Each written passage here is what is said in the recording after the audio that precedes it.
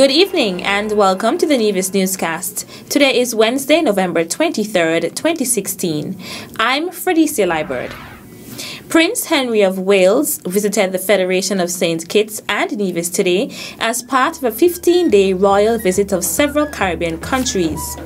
Following activities in St. Kitts this morning, this afternoon the royal party arrived by boat at Nevis's Charlestown Pier when Prince Harry had the opportunity to meet the Nevis Island administration and local residents.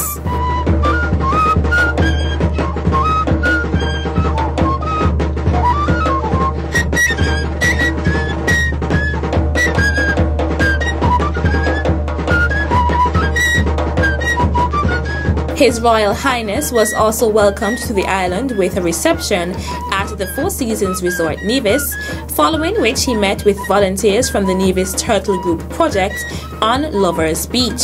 He was shown the turtle nesting sites and learned about Nevis's conservation efforts to protect the endangered species. The royal party returned to St. Kitts later this afternoon as Prince Harry is being hosted to an invitation-only reception by His Excellency the Governor-General at Government House this evening. During the visit to St. Kitts, an investiture ceremony was also held in the State Room at the Government House, where the former Governor-General of St. Kitts and Nevis, His Excellency Sir Edmund Lawrence, will formally receive his knighthood from Prince Harry, acting on behalf of Her Majesty Queen Elizabeth II.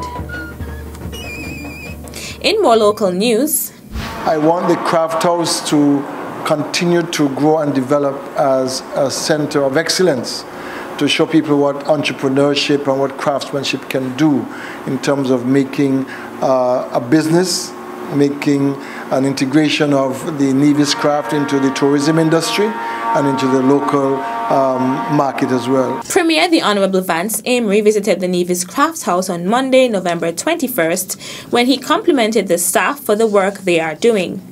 The Nevis Craft House offers detailed crafts that can be used to accentuate and decorate homes and businesses. I believe the Craft House, under the leadership of Marilyn Pemberton, has made a big difference in terms of the creation of art and craft in Nevis.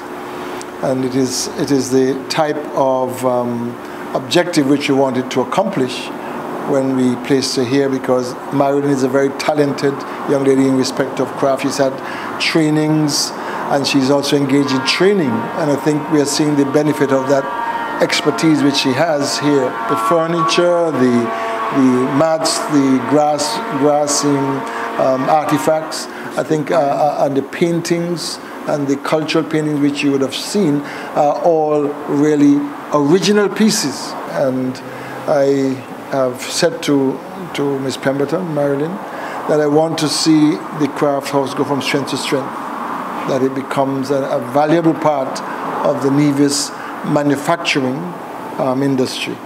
And I feel that we will get to that point where people will value what we do here, what is done here, and others who are craftspersons will feel that they can support the craft house, but also they can have it as an outlet if they so desire. Marilyn Pemberton is the manager of the Nevis Craft House.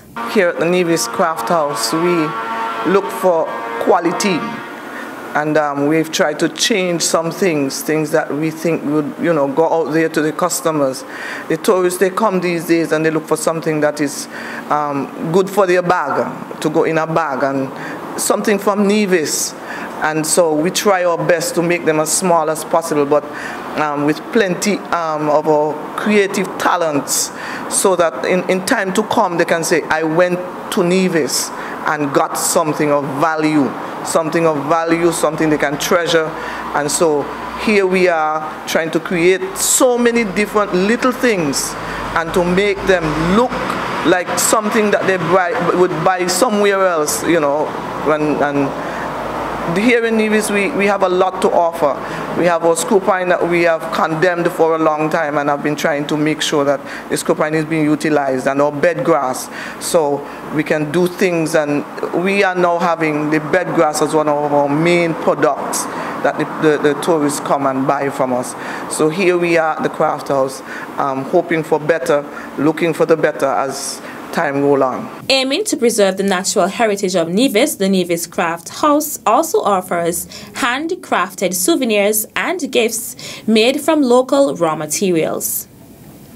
The Gingerland Secondary School, GSS, graduated 58 students on Tuesday, November 22nd during a ceremony at the Gingerland Methodist Church. The 43rd annual graduation ceremony was held under the theme, Unlocking Opportunities with Gratitude and Commitment to Service. Giving the school report for the 2015-2016 academic year, Principal Lorna Brandy noted that with a 91.8% pass rate at the Caribbean Secondary Education Certificate CSEC examinations, GSS was the top performing school in the Federation.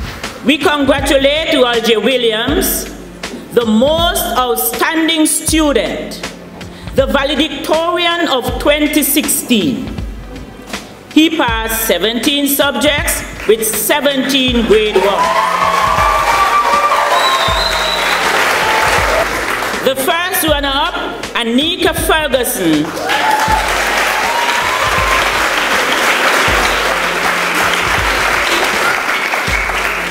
passed 11 subjects with 11 grade 1.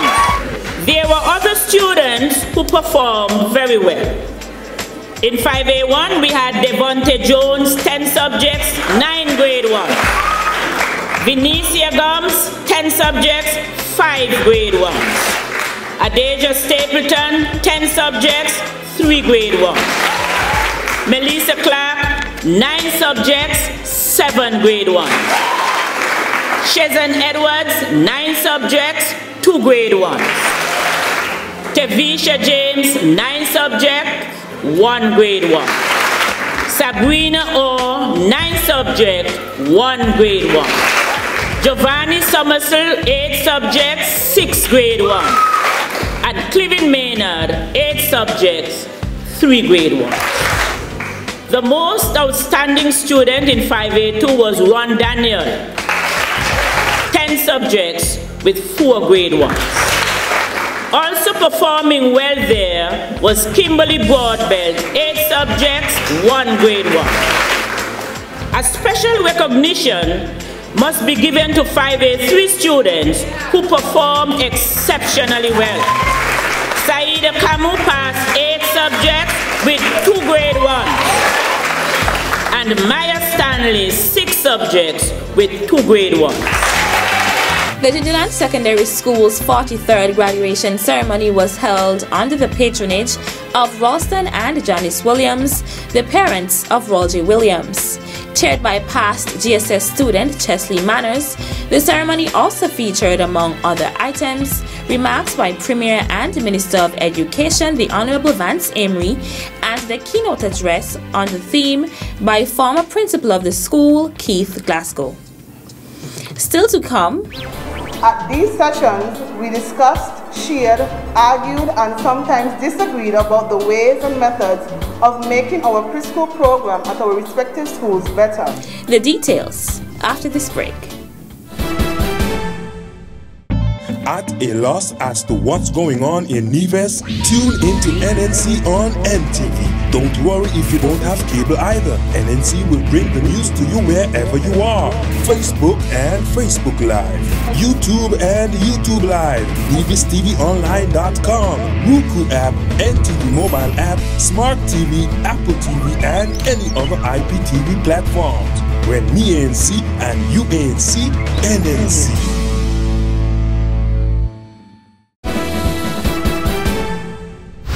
Welcome back.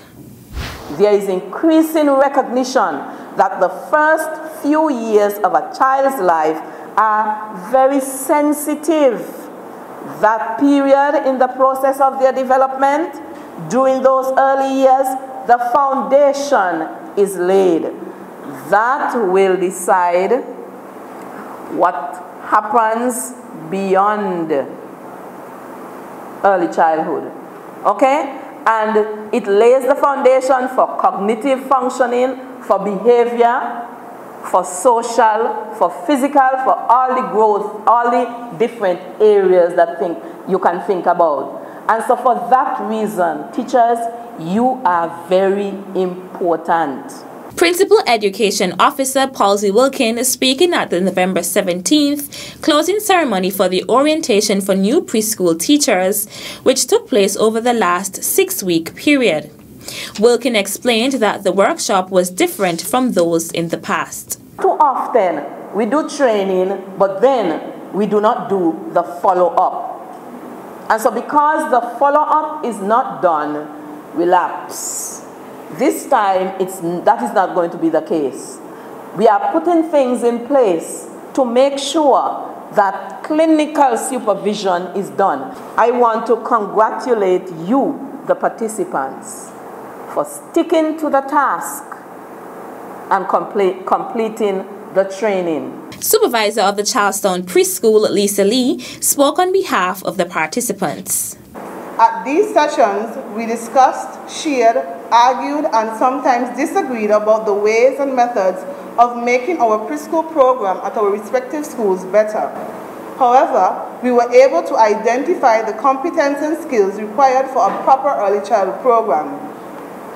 All the presentations and discussions made during these sessions were very informative and enlightening. The common concerns on addressing the controversial high scope program were pointed out.